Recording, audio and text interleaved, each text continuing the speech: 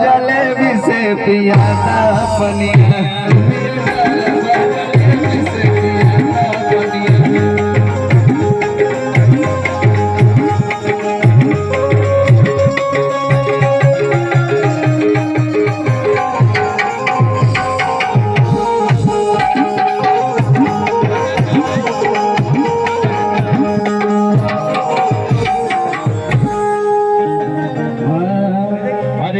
गरम रहे तेलवा में छानल अरे कच दिन काट लेनी नहीं मानल अरे गरम रहे तेलवा में छानल अरे कच दिन काट लेनी नहीं मानल अरे तोहरा से कही अपन परेशानी आज भी जलेबी से पियाता पनिया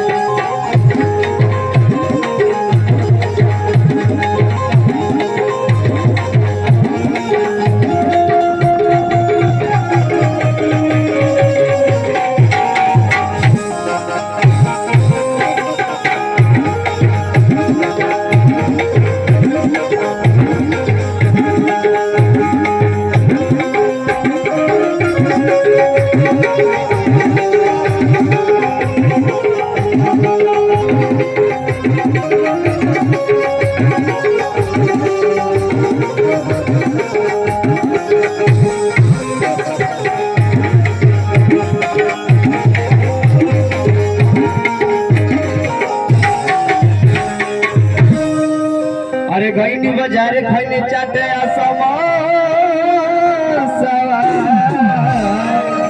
अरे पिज्जा बर्गर खैनी इडली डोसा अरे गईनी बाजारे खैनी चाटे समोसा